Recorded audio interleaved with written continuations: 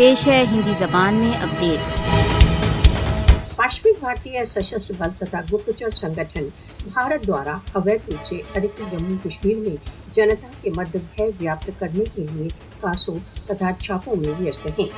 अपनी नवीनतम दमन कार्रवाइयों में भारतीय पुलिस ने श्रीनगर में 23 कश्मीरी युवकों पर काले कानून पब्लिक सेफ्टी एक्ट को लागू कर दिया। पहलगाम फॉल्स फ्लैग ऑपरेशन के पश्चात से व्यापक छापों में 3000 से अधिक कश्मीरियों को अवैध रूप से गिरफ्तार किया जा चुका है।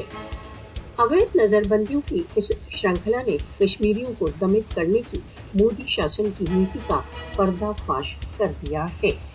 समुचित प्रक्रिया के बिना निर्दोष कश्मीरियों को नजरबंद करने के लिए PSA तथा UAPA जैसे काले कानूनों का व्यवस्थित रूप से शस्त्रीकरण किया जा रहा है। निरंतर बढ़ते छापे, सामूहिक रेड्स तथा अवैध नजरबंदियां भारत द्वारा अवैध रूप से अधिकृत जम्मू कश्मीर में भारत की निराशा तथा विफलता को व्यक्त करते हैं। भारत द्वारा अवैध रूप से अधिकृत जम्मू कश्मीर में व्यापक गिरफ्तारियां कश्मीरियों के विरुद्ध भारत के राज्य समर्थित आतंकवाद का स्पष्ट प्रमाण है।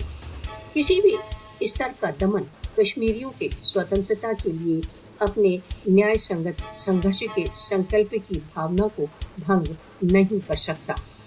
भारत द्वारा अवैध रूप से अधिकृत जम्मू कश्मीर में निर्दोष कश्मीरियों पर निरंतर चालू संघर्ष के लिए भारत को उत्तरदायी ठहराया जाना चाहिए। अंतर्राष्ट्रीय मानव अधिकार संगठनों को भारत को कश्मीरियों की अवैध नजरबंदियों तथा सामूहिक दंड से रोकने के लिए तुरंत हस्तक्षेप करना चाहिए।